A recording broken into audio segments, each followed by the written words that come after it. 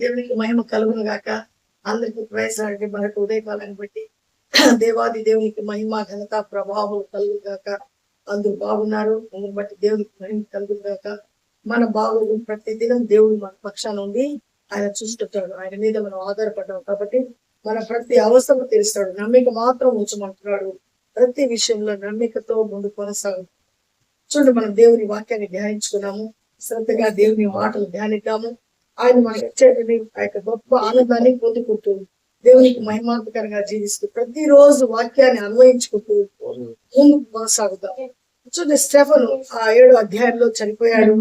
ఆ చనిపోయిన తర్వాత అక్కడ ఉండేటువంటి యూదులందరూ అక్కడ పెద్ద హింస జరుగుతుంది. అంటే ఆ స్టెఫన్ చనిపోయిన తర్వాత ఇంకా అక్కడ ఎక్కడ దేవుని వాక్యం ప్రకటించకూడదని ఆ యొక్క సంఘాన్ని వాళ్ళు ఏం చేస్తారంటే చిత్రహింస చేసినప్పుడు అందరూ చల్లా చెదురైపోతారు. అప్పుడు స్టెఫన్ తీసుకుని వచ్చి 8వ అధ్యాయంలో ఆయన సమాధి చేసి ఆయన కొరకు చాలా మంది ప్రలాపిస్తూ ఉంటారు. అలాంటి సమయంలో ఫిలిప్పు అనేటువంటి 12 మంది అపోస్తులు ఫిలిప్ ఏం చేస్తాడంటే సమరయ ప్రాంతానికి వెళ్ళిపోతాడు. సమరయ దగ్గరికి వెళ్ళి దేవుని యొక్క వాక్యాన్ని ప్రకటిస్తూ ఉంటాడు. అనేక మంది అక్కడ ఆయన యొక్క వాక్యాన్ని వింటుంటారు. ఆయన వెళ్ళి ఆ యొక్క వాక్యాన్ని ప్రకటించేటప్పుడు అనేక సూచక క్రియలు ఆయన ద్వారా దేవుడు జరిగిస్తుంటాడు. అనేక కుంటి వారు నడుస్తుంటారు, కుంటి వారు కళ్ళు కనిపిస్తుంటాయి. అనేక రకమైనటువంటి పక్షవాతము, ప్రతి రోగము, భయంకరమైన ఆ యొక్క క్రానిక్ డిసీజ్ అన్ని ఏమవుతున్నాయంటే బాగైపోతుంటాయి.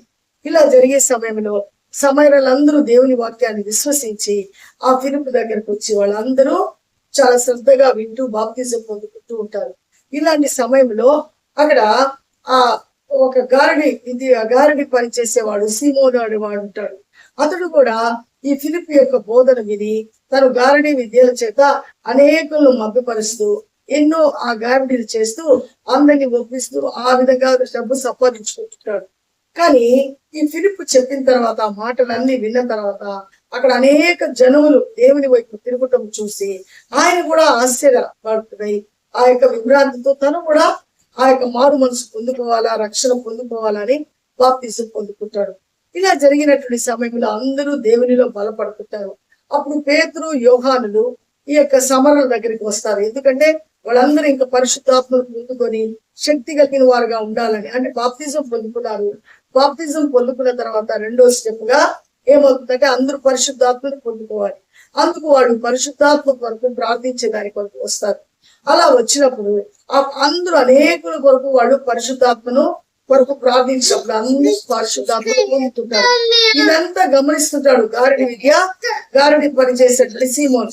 గమనించి ఏం చేస్తాడంటే డబ్బుని తీసుకుని వచ్చి ఆ యొక్క అపోస్తుల పాదముల దగ్గర పెట్టి కొంచెం ద్రవ్యాన్ని ఇచ్చి, ఇదిగో మీరు పొందుకున్న పరిశుద్ధాత్మను నాకు కూడా మీరు ఇవ్వండి, నేను కూడా ఆ పరిశుద్ధాత్మతో అనేక అద్భుతాలు ఆశ్చర్యకార్యాలు చేస్తానని అడుగుతాడు. అప్పుడు పేతురుకు ఆ యొక్క దేవుని ఆత్మ చేత నింపబడి, నువ్వు చేస్తున్నటువంటి పని చాలా రాదు, ఇలా నువ్వు చేయకూడదు, చూడు నీ మనసు ఇంకా మారు మనసు పొందలేదు, దేవునిని నువ్వు డబ్బుతో కొట్టావా, కాబట్టి ఆ యొక్క దేవుని యొక్క ఉగ్రత నీ మీద నీ కుటుంబం మీద రాకుండా ఉండాలని నువ్వు ప్రార్థన చేయనప్పుడు భయపడతాడు ఎవరు? సీమోను. భయపడి అయ్యా అలాంటిది మా మీదకి రాకుండా ఉండాలని మా కొరకు వేడుకోమని ఆ యొక్క 23, 24 వచనాలు 8వ అధ్యాయంలో చెప్తాడు. కాబట్టి ఇక్కడ దేవుని యొక్క మాటలు ఎవరైతే వింటారో, దేవుని యందు నమ్మిక ఉంచి ఎవరైతే జీవిస్తారో వాళ్ళ పక్షాన దేవుడు గొప్ప అద్భుతాలు, ఆశ్చర్యకార్యాలు వాళ్ళ ద్వారా జరిగిస్తాడు. అనేకులకు స్వస్థతను అనుగ్రహిస్తాడు. అనేకులకు ఆ యొక్క ఇబ్బందుల్లో నుంచి బయటకు వచ్చే విధంగా వాళ్ళ వాక్కు, అంటే దేవుని యొక్క వాక్కు వాళ్ళ హృదయంలో వచ్చినప్పుడు, వాళ్ళు మాట్లాడినప్పుడు ఆ వాక్కు వల్ల వాళ్ళ యొక్క జీవితాలు మార్చబడతాయి. అంతేగాని అవన్నీ డబ్బులిచ్చి కొనుక్కోవాలా అనేటువంటిది ఈ యొక్క గారడి చేసేటువంటి సీమోను లాంటి మనస్తత్వం. కాబట్టి అలాంటి మనసును మనం కలిగి ఉండకూడదు. దేవుని దగ్గర మనకు అన్ని ఉచితంగా మనం పొందుకుంటాం. మనం దేవుని యొక్క వరాన్ని మనం పొందుకోవాలంటే మనం ఆహర్నిశలు మనము ఆ యొక్క దేవుని యొక్క రాజ్యంలో జీవిస్తూ ఏ మాత్రము ఈ లోకంలో లోక ఆశల్లో ఉండకుండా పరిపూర్ణమైన విశ్వాసంలో నిరంతరము ఆ యొక్క అపోస్తలులు ఏ విధంగా నిస్వార్థమైనటువంటి సేవలు చేశారో, ఉచితంగా పొందుకున్నటువంటి ఆ యొక్క కృపను ఉచితంగా ఏ విధంగా ఇస్తున్నారో అలాంటి మనస్సు కలిగిన వారి మీదే పరిశుద్ధాత్మ దేవుడు ఉంటాడు. అంతేకాని నీ డబ్బులు ఇచ్చి కొనుక్కొని నేను కూడా అద్భుతాలు ఆశ్చర్యకారాలు చేస్తానంటే అది జరిగే పని కానే కాదు. ఈ విధంగా శాపాలకు మనము లోనమవుతాం. కాబట్టి దేవుని యందు మనం లక్ష్యం ఉంచినప్పుడు, దేవుని యందు భయభక్తులు కలిగినప్పుడు, మీరు అడిగితే మీకు పరిశుద్ధాత్మను ఆయన మీకు ఇవ్వడానికి మనం లూకాసు వార్త 11వ అధ్యాయం చూసాం. కాబట్టి మనం ఏమని అడగాల? మనం ఆయన మీద ఆధారపడినప్పుడు, నీ కొరకు బ్రతుకుతాను, నీ కొరకు ఒక సాక్షిగా ఉంటాను అనేటువంటి నిస్వార్థమైనటువంటి జీవితాన్ని జీవిస్తూ నువ్వు ఆయన మీద ఆధారపడినప్పుడు ఆ పరిశుద్ధాత్మ దేవుడు నీ మీదకి వస్తాడు. ఆయన సర్వసత్యంలో నడిపిస్తాడు. అనేక అద్భుతాలు నీ ద్వారా జరిగిస్తాడు. ఆయన చేయబోయేటువంటి ప్రతి కార్యం నీకు తెలియజేస్తాడు. నీ యందు ఆయన తప్పకుండా గొప్ప కృపను కుమ్మరించి బలపరుస్తాడు. అది నువ్వు పొందుకోవాలంటే ఆయన కృపకు పాత్రలం అవ్వాలా? ఆయనకి ఇష్టమైన జీవితాన్ని మనం కలిగి ఉండాలా? ఆయన మీద మనం ఆధారపడి ఉండాలా? అంతేకానివ్వండి, డబ్బులిచ్చి సిమోను లాగా కొనుక్కుంటాము అంటే మనం కూడా పొరపాటు పొందిన వారంగా ఉంటాము. కాబట్టి దేవుడు ఇచ్చేటువంటి ఆ సర్వాంగమైనటువంటి కవచాన్ని మనం ఎల్లప్పుడూ పొందుకున్నట్టుకు సిద్ధ మనస్సు మనం కలిగి దేవుని మీద ఆధారపడి, ఈ విధంగా ఆ ఫిలిప్పు, ఆ తర్వాత ఆ యోహాను, పేతురు నిస్వార్థమైనటువంటి సేవ చేస్తూ దేవుని కొరకు వాడబడుతున్నారు. అలాంటి మనస్సు నీకు నాకు ఉంటే ఖచ్చితంగా దేవుడు మనల్ని వాడుకుంటాడు. అంతేకానివ్వండి, వాళ్ళు అలా చేశారు, వీళ్ళు ఇలా చేశారు, నేను ఇలా అవుతాను, నో. ఎవరిని ఏది అడగాల్సిన అవసరం లేదు. ఏది అడిగినా మన దేవుడినే మనం అడగాల, మన దేవుడి మీదే మనం ఆధారపడాలా. ఎందుకంటే సమస్తాన్ని అనుగ్రహించేవాడు దేవుడు. సమస్తం మీద ఆయనకి అధికారం ఉంది. అంతేగాని ఏ మనుషుల మీద మనం ఆధారపడకూడదు. ఏ మనుషుల యొక్క జ్ఞానం మనకు అవసరం లేదు. దేవుని యొక్క జ్ఞానం కావాలా. జ్ఞానము సర్వ సంపదలు ఆయన ఎందు ఉన్నాయి. కాబట్టి విశ్వసిస్తే, ఆయన ఎందు మనం నమ్మిక ఉంచితే ఆ కృప దేవుడు మనకు అనుగ్రహిస్తాడు. కాబట్టి మనం నమ్మి దేవునికి మహిమార్థకరంగా సర్వసత్యములో నడుస్తూ ఆ పరిశుద్ధాత్మను పొందుకున్నాము. మహాగణుడా, జీవం కలిగిన దేవా, జీవాధిపతి, నీ స్తోత్రం నాయన.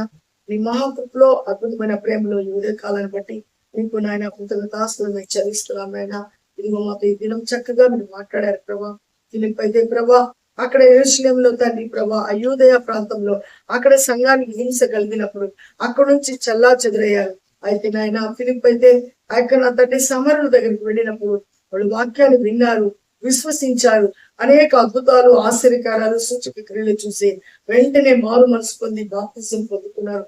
బాప్తిజం పొందుకున్న వారు మరలా పరిశుద్ధాత్మ కొరకు ఆశతో ఎదురు చూసినప్పుడు పేతురు, యోహానులు వాళ్ళ దగ్గరికి వచ్చినాయన. వాళ్ళ కొరకు ప్రార్థించినప్పుడు ఇదిగో నా తండ్రి వాళ్ళందరూ పరిశుద్ధాత్మ పూర్ణులయ్యారు.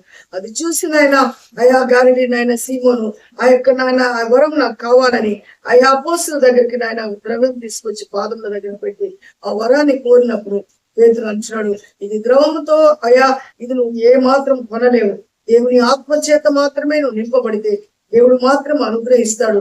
ఇలాంటి నాయన దేవునికి వ్యతిరేకమైన పనులు చేసి ఆ శాపాలకు నువ్వు నీ కుటుంబంలో పడకూడదని ఆయన ఆజ్ఞాపించినప్పుడు అయా బ్రతిమాలుకుంటున్నాడు. ఆ బాధ నుంచి, ఆ శాపం నుంచి నువ్వే తప్పించు, మా కొరకు ప్రార్థించమని అడుగుతున్నాడు. అవును తండ్రి ప్రభా, మేము స్వచ్ఛమైన జీవితం జీవిస్తూ నాయన నిస్వార్థమైనటువంటి జీవితం కలిగి ఇదిగో ఉచితంగా మేము పొందుకున్నాము. ఉచితంగా నువ్వు ఇచ్చిన కృపను లోకానికి తెలియచేటకు నీ యందు మేము నిత్యము ఆనందిస్తూ నీకు మహిమార్థకరంగా జీవించే జీవితాలు మా అందరికీ అనుగ్రహించమని, ఏ కుటుంబంలో ఏ కొరత, ఏ బాధ, ఏ ఇబ్బంది ఉందో ప్రతి ఒక్కరిని జ్ఞాపకం చేసుకొని నిజంగా పరిశుద్ధాత్మ కావాలనేటువంటి ఆశ కలిగి ఉంటే, ఆ పరిశుద్ధాత్మను గురించి తెలుసుకోవాలనేటువంటి ఆతృత ఉంటే ప్రతి ఒక్కరికి ఆ కృపను అనుగ్రహించి ప్రతి ఒక్కరిని బలపరిచి ప్రతి ఒక్కరిని మీ సేవలో వాడుకోమని, అందరూ నాయన నీ యందు ఆనందిస్తూ నీకు సాక్షులుగా ఉండినట్టు అనుగ్రహించమని, మరలా మీకు చిత్తమైతే మేము కలిసిన పర్యంతరం మీ కృపాక్షేమములు మాకు తోడుగా ఉంచమని యేసయ్య పరిశుద్ధ నామములో అడిగి బ్రతిమాలు వేడుకుంటున్నాను నా పరమ తండ్రి. ఆమేన్. అందరికీ ప్రైజ్ రాడండి. దేవుడు మనకి తోడే ఉండుగాక. ఖచ్చితంగా దేవుని మీద ఆధారపడతాను. దేవుని యొక్క పరిశుద్ధాత్మను మనం పొందుకోవాలంటే వినయము, విధేయత కలిగి మనము అపోస్తలుల వలె ఖచ్చితంగా నిస్వార్థమైనటువంటి సేవ చేద్దాము. నిస్వార్థమైన మనసుతో దేవుని కొరకు మనము ధైర్యంగా నిలబడతాము. దేవుని యొక్క ఆత్మ మన మీద నిలబడి గొప్ప అద్భుతాలు, ఆశ్చర్యకార్యాలు జరిగించును గాక. ఇట్టి గొప్ప దేవుడు మనందరికీ అనుగ్రహించును. తప్పకుండా అనుగ్రహిస్తాడు. షేర్ చేయండి, లైక్ చేయండి, సబ్స్క్రైబ్ చేయండి. అనేకులకు మన ఛానల్ తెలియచేసి దేవుని రాజ్యం కట్టుకు మనం అందరము ప్రోత్సహించబడదాము. మరలా మనం కలుసుకునే ప్రయత్నం ఆయన కృపాక్షేమములు మనకు, మన కుటుంబాలకు తోడుగా ఉండును గాక. ఆమేన్. షలోమ్.